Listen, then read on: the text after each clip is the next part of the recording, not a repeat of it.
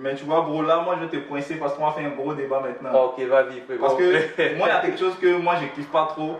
Ouais. Tu vois, en bourse, tu peux faire 61%. Oui. Mais c'est pas garanti que quelqu'un va venir comme ça, tu vas l'aider à faire 61%. Ouais. Moi, je dis toujours, on part à l'école, on nous montre les mêmes cours, tu vois. Ouais. On nous montre les mêmes cours, mais c'est pas tout le monde qui est premier de la classe. Il dit qu'il a fait erreur. Ok, là, on remplit bien l'écran. What's up YouTube, ici votre gars, Tyson Fearless. Les gars, aujourd'hui, on parle des vrais bails. Tout le temps, je vais venir vous parler des meufs là. Non, les gars, on est des hommes, on doit faire un peu de cash aussi, tu vois. Donc aujourd'hui, j'ai emmené mon gars, Mike, Money Spender, mon gars. Ça dit quoi? Présente-toi. En forme, frérot. Donc les gars, moi je suis Mike Money Spender sur Instagram. Actuellement, on a plus de 50 000.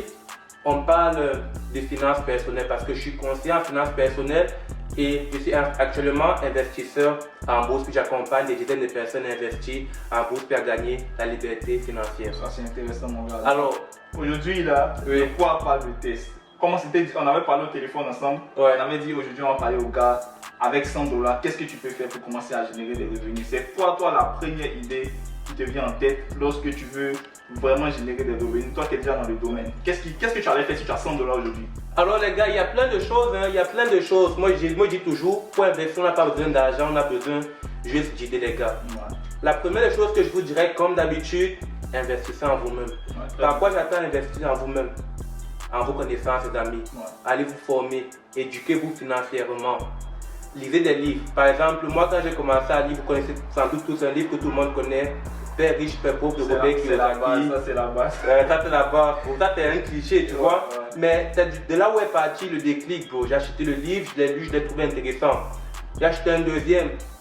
L'intelligence financière, c'est où j'ai compris réellement, tu n'as pas besoin d'argent pour investir parce que quand tu as un bon projet, tu vas trouver même les gens pour financer le projet, bro. Après, c'est comment tu vends ton projet aussi. Qui compte réellement. Troisième livre que j'ai lu, L'homme le plus riche de Babylone, bro. Ouais, ça, je vous le recommande. Ça, c'est un livre très intéressant. Hein. Ouais. Ça, c'est des grandes anecdotes. Déjà, quand tu commences à investir dans des livres, pareil, tu acquiers un certain bagage financier. Il faut dire ça ouvre ton esprit aussi. C'est pas négligeable, les amis. C'est pas négligeable. Mais si je veux surenchérir ce que Mike a dit, ça c'est très important, les gars. Même lorsqu'on fait les études, tout ça, en réalité, là, c'est des connaissances qu'on acquiert, tu vois. Donc, toi, tu peux déjà avoir un talent et avec des livres, tu sauras, par exemple, ce que d'autres personnes font. Et avec ça, tu vas savoir comment est-ce que tu peux vendre ce talent-là, au fait. Avec vraiment les livres, là, moi, je pense que tu vas aller chercher plus les idées. Tu vas acquérir des connaissances. Peut-être qu'il y a des choses que tu auras déjà pratiquées et puis tu pourras vraiment montrer au monde ce que tu sais faire de ça, tu vois. Et d'ailleurs, si je vais surenchérir ce que tu as dit encore, aujourd'hui, si tu as des idées, tu peux facilement créer une page Instagram ou bien une page YouTube où tu vas commencer à parler de ce que tu fais, tu vois. Ouais. Et si tu commences à parler de ce que tu fais, il y a des choses que tu auras besoin sûrement. Tu auras besoin d'éditer des vidéos, par exemple. Donc aujourd'hui, moi, avec 100 $, qu'est-ce que j'aurais fait si, avec les connaissances que j'ai, première chose que j'aurais fait, j'aime le fitness. Ouais. J'aime le sport, donc je serais allé directement sur les réseaux sociaux pour montrer ce que je sais faire, mes connaissances en fitness, tu vois. Donc techniquement, j'aurais besoin d'acheter un éditeur de vidéo. Moi, j'utilise CapCut. Et puis moi, j'aurais payé Caption, que je paye 7 $ le mois. Ouais. Donc ça fait combien? Ça peut me faire facilement à dépenser une trentaine de $, pour monter des vidéos, tu vois. Et puis tranquille, juste pour mon business, tu vois. Ouais. J'allais payer Canva. Canva qui est 16 $.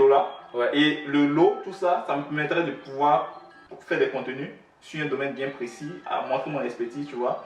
Et puis aussi, avec Canva, je pourrais créer des livres que je pourrais vendre à mon audience. Et moi, je vous dis, les gars, vous n'avez pas besoin de 100 000 abonnés pour commencer à vendre sur Instagram. Moi, j'ai 1700 abonnés, je vends des programmes de coaching, tu vois. Donc, qu'est-ce que toi, tu en penses? Toi, comment est-ce que tu t'organises? Est-ce que tu penses que tu as besoin, par exemple, d'éditer tes vidéos? Comment tu fais au fait? Ben oui, les amis, moi, je dirais que c'est super important parce que la clé de la vidéo, même c'est l'édit, les amis. Tu as un contenu de qualité, ça veut dire quelque part, ça laisse transparaître un manque de professionnalisme. Puis il faut vous dire que c'est le professionnalisme qui attire les clients. On va dire, oh ouais, Mike, ce que tu fais, j'aime bien, hein. J'aime ça comme ça. C'est parce que les amis, on voit que je m'applique dans ce que je fais. On voit que le gars, il est concentré, il est motivé, il y a de la détermination là, à travers le professionnalisme. Parce que chaque fois, je prends du temps pour éditer mes vidéos. Fait qu'aujourd'hui, je peux me lancer, ok, je commence à éditer des vidéos. Mon ami, il est là, il fait des vidéos, je dis, bro, ok, tu édites des vidéos, moi je peux éditer des vidéos. Exactement, ça c'est une idée de business par exemple, tu vois. Exactement. Ouais. Donc en réalité, là, si je veux continuer ce que tu dis, moi déjà, je monte moi mes vidéos, je fais du business. Maintenant, imagine, j'ai beaucoup d'abonnés, j'ai pas le temps. Mike, il peut venir me dire, ok frérot, moi je t'édite tes vidéos, je te charge telle chose. Et par exemple, ça va te dépenser plus de $100 là si tu as une application d'editing. Tu as Canva, tu peux bien éditer, mettre des vidéos encore en overlay et tout ça. Et puis, comment on appelle ça? Si il y a quelqu'un qui m'a contacté sur Instagram, il m'a proposé d'éditer 30 de mes Reels pour $100. Tu vois? Donc en gros là, tu peux investir $100 dans le montage editing, proposer tes services à quelqu'un, lui charger $500. Ça te fait combien? $400 de bénéfices. Et je vais te couper, bro. Et tout ça part d'une seule chose, les gars, investissez en vous. La connaissance. Parce que si je n'ai pas investi en moi, je n'ai pas la connaissance, je ne pourrai jamais éditer ces vidéos. Donc d'ores et déjà, dans toute chose que tu veux faire, investir en vous, investissez en vous. Ça, je dis toujours, les gars, formez-vous. N'ayez pas peur de dépenser $200, $300, ce n'est pas une dépense. C'est un investissement en toi que tu es en train de faire là. Tu comprends bien? Je suis totalement d'accord avec toi. Et là, je pense qu'on a beaucoup détaillé sur investir en soi-même. Maintenant, qu'est-ce que en deuxième position, toi tu placerais? Comment est-ce que tu vas dépenser tes $100 pour faire du cash? Il y a plusieurs options. Je sais que tu en as de bonnes. Ben oui, frérot, ce n'est pas les options qui manquent. La deuxième option que moi je vais vous proposer, les gars, c'est le dropshipping, les gars. Ça, tout le monde en parle de ça. Ben oui, c'est chaud, les gars, c'est chaud. Actuellement, je suis en train de commencer, je suis encore en route de monter mon business de dropshipping. On va parler de la vente des vêtements, accessoires, parce que moi j'aime bien les vestes, j'aime me mettre de manière assez élégante et tout. J'ai quand même une audience assez large sur Instagram, les gars. Qu'est-ce que ça me prend déjà? Ça me prend rien. Pour l'instant, les 3 premiers mois sur Shopify, les gars, c'est juste $1. Ça te coûte quasiment rien. Tu télécharges l'appli, tu la relis à ton compte Instagram, tu la lis à ton compte Facebook. Tes abonnés voient ce que tu fais, ils sont intéressés si tu fais du sérieux dedans, ils vont acheter, ils vont passer les commandes. C'est comme ça que ça marche, les amis. Maintenant, il y a l'onglet fournisseur. Il faut checker c'est quoi ton fournisseur. C'est des délais de livraison, la qualité des vêtements qui va livrer, le prix. Est-ce que le prix qu'il te donne te permet de faire une bonne marge bénéficiaire? C'est tous ces petits aspects que tu dois regarder. Mais tu vois qu'en tant que tel, ça ne demande pas de capital. En tant que tel. C'est souvent sur ça qu'il faut te concentrer. C'est sur cela que moi je m'en vais, les amis. Et ça, honnêtement, là, c'est plus. Tu aimes le fashion, donc tu décides de faire du dropshipping dans le fashion. C'est comme si moi je fais du fitness. Je pourrais par exemple vendre des équipements de fitness, commander en Chine et puis j'ai pas de stock au fait. En réalité, je ne dépense pas tellement d'argent. Peut-être je vais dépenser de l'argent dans les ads au fait. Probablement c'est dans ça, tu vois. Donc honnêtement, deuxième idée que tu peux faire, ça serait vraiment le dropshipping. Maintenant, moi je vais te parler d'une autre forme de dropshipping, tu vois. Ça serait par exemple de payer des produits en ligne, tu vois, moins cher dans des pays comme la Chine, tout ça, et puis venir revendre ça sur Marketplace. Ok, ça c'est toujours une idée, frérot. Sur Facebook, sur le Marketplace, je pense que c'est sur Facebook de n'importe quel pays. Donc tu peux faire ça aussi, prendre des produits, tu vas chercher ça dans un endroit moins cher, tu peux venir revendre ça soit dans ton quartier, à tes amis qui ne connaissent pas nécessairement le réseau aussi, c'est une idée aussi. Ça c'est une idée, mais ce que j'aime pas beaucoup sur cette idée, c'est que ça fait toujours intervenir l'onglet capital. Or, le dropshipping dont je parle, c'est quoi? C'est vraiment celui un peu plus avancé. Actuellement, j'ai mon fournisseur de vestes qui me vend des vestes en Ontario. Je vais m'aller le contacter. Donc, ce que moi je vais faire, c'est quoi? Vu que déjà sur ma page, je fais des vidéos de mannequinat et tout, et je dis ok, frérot, tu as ta page, vu que là, son site internet en ligne. Ok, tes produits, ton costume là, tu le vends à $300. Un peu comme ce qu'Amazon fait, je vais le faire apparaître nettement sur mon site internet. Sauf que sur mon site internet, je vais mettre les 350 ou 380 pour dégager une marge bénéficiaire. Là, je ne dépense pas d'argent, je n'ai rien investi. Vous comprenez, les amis? C'est mon intelligence qui travaille là. Ce n'est pas mon argent. C'est quand il a rupture de stock, ça se met directement sur mon site. Ok, il a rupture de stock. Puis c'est comme ça qu'on va gérer pour se faire de l'oseille rapidement. Non, mais ça, c'est une très bonne idée que tu viens de développer là. Et autre chose encore que toi, tu as en tête.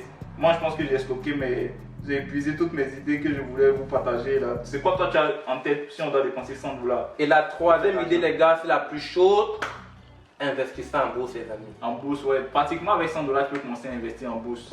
Ça, c'est... Je vous invite à aller sur mon compte Instagram Mike Money Spender. Vous allez voir sur mes stories à la une. J'ai effectué juste en un mois, bro, des revenus, du gain en capital qui va jusqu'à 61%. Du gain en capital film. Ça veut dire quoi? Si j'ai mis $10 000 ou 10 000 euros là, bro, c'est 61% de $10 000, 10 000 euros. Ça te donne ce que j'ai gagné juste en un seul mois. Puis ce qui est bien avec avec l'investissement en bourse, comparativement au dropshipping, tu n'as pas besoin que quelqu'un achète forcément ce que tu vends. l'investissement en bourse, ça se repose juste sur tes propres connaissances. Ça veut dire quoi? Ton gain que tu vas avoir dépend réellement des connaissances que toi tu as là à l'intérieur. Vous comprenez les gars, donc ça, il faut beaucoup plus investir dans vos connaissances, lire, aller se former et tout. L'investissement en bourse est payant. Puis là, tu peux commencer avec $2. Il y a des actions qui coûtent $2, il y a des actions qui coûtent 0,1 cent. Vous voyez les amis, tout dépend de la stratégie maintenant que tu vas appliquer à adopter ton plan d'action. C'est lequel ici? Mais tu vois, gros, là, moi, je vais te coincer parce qu'on va faire un gros débat maintenant. Ok, vas-y. Parce que moi, il y a quelque chose que moi, je kiffe pas trop. Ouais. Tu vois, en bourse, tu peux faire 61%. Oui. Mais c'est pas garanti que quelqu'un va venir comme ça, tu vas l'aider à faire 61%. Ouais. Moi, je dis toujours, on part à l'école, on nous montre les mêmes cours, tu vois. Ouais. On nous montre les mêmes cours, mais c'est pas tout le monde qui est premier de la classe. Donc, Ouais. moi, ce que moi, je te dirais, c'est que, ok, c'est plus la connaissance, la pratique de comment investir en bourse que tu vas partager à la personne. Mais il ne faut pas que la personne va se dire, il va devenir riche parce qu'il va faire des cours avec Max Spender Money. Non, moi, je pense que tu vas lui donner les outils, comment il doit aborder les choses. Et puis, moi, je pense que $100 pour investir en bourse, Ouais. honnêtement, c'est quelque chose qui va avec beaucoup de pression. Parce que je te dis, oh, je dois faire de l'argent. Mais quelqu'un qui a $10 000, il est patient. Moi, ma technique de stratégie d'investissement en bourse, c'est la patience et puis c'est le long terme, tu vois. Ouais. Moi, je suis pas. Je pense que toi, peut-être, tu fais du forex, c'est du money, quick money, tu vois. Ouais. Mais ça vient avec beaucoup de risques, tu vois. Moi, je dirais $100, si tu veux, tu peux tenter, c'est une expérience. Ouais. Mais moi, j'investis plutôt avec de gros capital, tu vois. Un $10 000 que j'investis en bourse sur des entreprises, tu vois. Ouais. Ça, c'est ma stratégie. Ouais. Je ne conseillerais pas tellement à quelqu'un de commencer à investir en bourse avec $100. Je sais que les gens peuvent te casser Ouais. un peu, Ouais. mais en étant jeune, c'est bon d'avoir des connaissances en bourse. Et là, au niveau de la première idée qu'on a donnée, ça serait bon que tu payes par exemple une formation Ouais. avec quelqu'un comme toi qui comprend un peu comment la bourse marche, Oui. pour que tu éduques la personne. Au moment où il aura du capital, il Oui. pourra investir, tu vois. Moi, c'est ça mon approche, tu vois. Ouais, Donc, je sais pas comment est-ce que tu vois les choses. L'approche, elle est idéale, mais ce que moi je demande toujours aux gens, les gars, commencez avec le plus petit capital possible. Parce que la bourse, il faut mettre d'abord dans votre tête, on investit juste ce capital qu'on est prêt à perdre. Ok. Parce que si tu es débutant, tu ne vas pas commencer avec $10 000. C'est vrai que plus tu as du capital investi, plus ça augmente ta base, ton gain en capital que tu pourrais avoir. Vous comprenez les amis? Donc, si tu viens, tu investis $10 000, c'est vrai que tu peux gagner plus, mais en même temps, s'il y a une perte du marché, tu peux aussi perdre beaucoup plus d'argent. Mais alors, $100, c'est quoi? Tu es en phase d'expérimentation. Ok. Tu viens, tu regardes, ça marche comment, ça marche comme si. Même si tu perds, tu n'es pas trop choqué comme si tu as perdu un $100. Ouais. Au moins, ce qui est bien aussi quand tu commences avec $100, c'est quoi? Tu apprends déjà un peu le risque, comment investir avec pression et tout. Donc, c'est beaucoup plus comme expérimenter la chose, voir de ce qu'il en est, puis maintenant voir est-ce que ça en vaut la peine que je continue à investir un capital beaucoup plus énorme. Alors il faut que je fasse comme une rétrospection pour savoir est-ce qu'il faut que je me forme plutôt davantage que je continue à investir à moi puis de revenir à l'intérieur du business. Moi, je pense que là, tu as beaucoup mieux parlé, tu as beaucoup mieux expliqué, je comprends plus ton sens. Ouais. Et moi, je dirais aux gars, les gars, n'ayez pas peur de risquer $100 pour apprendre ce que c'est que la bourse, apprendre à investir sur pression parce que c'est un domaine où tu peux faire du cash là. Autant la bourse, autant l'immobilier, c'est des investissements où tu peux faire de l'argent. Et puis moi, je ne vais pas te mentir, à un moment donné ici, la bourse est en hausse. Nous, on a fait du cash. Mais en ce moment, on est dans le trou. Tu vois, parce que l'économie est en train de baisser. Donc, il faut s'attendre aussi à ça. Quand tu investis, tu peux perdre comme tu peux gagner. Mais tout dépend de l'intelligente manière que tu vas investir au fait, tu vois. Mais avec $100, ça ne te dérange pas de prendre des risques, ça ne te dérange pas de payer des formations. Et comme je dis toujours les amis, bro, il n'y a pas un business qui est supérieur à l'autre, non. Il y a juste un investisseur qui ne sait pas investir, qui ne sait pas où est-ce qu'il s'en bat réellement. Tu vas voir, tu vas peut-être prendre un petit vendeur de bananes en Afrique qui vend ses bananes à 100 francs et tout. Tu vas dire, oh lui il ne fait pas d'argent. Mais quand tu vas prendre quelqu'un qui a pris la peine de mûrir le business, qui livre la banane à échelle industrielle, il livre la banane au Togo, il livre la banane au Congo, c'est plus la même chose. On parle d'un business de milliards de dollars. Vous comprenez les gars, il n'y a pas de petit business. Donc c'est comme moi je dirais toujours, prenez le temps d'étudier d'étudier le business, élaborer un plan stratégique, la méthode FSA qui permet de rendre les multimilliardaires assez riches. Formation, stratégie, action. Je te forme, quand tu veux investir en crypto, je me forme dans la crypto. Essaye d'étudier qu'est-ce qu'il en est. Deuxième phase, j'élabore un plan d'action. Donc, ok, phase 1, je vais faire ci, phase 2, je vais faire ci, phase 3, ainsi de suite. Fait que maintenant, au niveau de A, action, je vais juste appliquer de manière chronologique tout ce que j'ai élaboré au niveau de ma phase de stratégie. Ok, ok. Ah mon gars, là tu es rentré dans des histoires techniques là. Ouais. Mais les gars, c'était vraiment ça qu'on voulait partager avec vous aujourd'hui. Ouais. Et je pense que sur des points on était d'accord, sur des points on s'est cogné un peu la tête, mais je pense que chacun a pu apprendre ce qu'il en avait besoin, tu vois. Donc mon gars, merci pour tout et puis Ouais, voilà. c'était un plaisir. Les gars, restez connectés, il y a une autre vidéo qui arrive encore avec le Mike Money Spender, les gars. Suivez-le sur Instagram, c'est du bon contenu, il donne. Et puis moi je pense que toute chose qu'on fait, l'essentiel c'est d'apprendre, c'est bon? Ouais, c'est bon, c'est gros. Yeah, Ah. easy.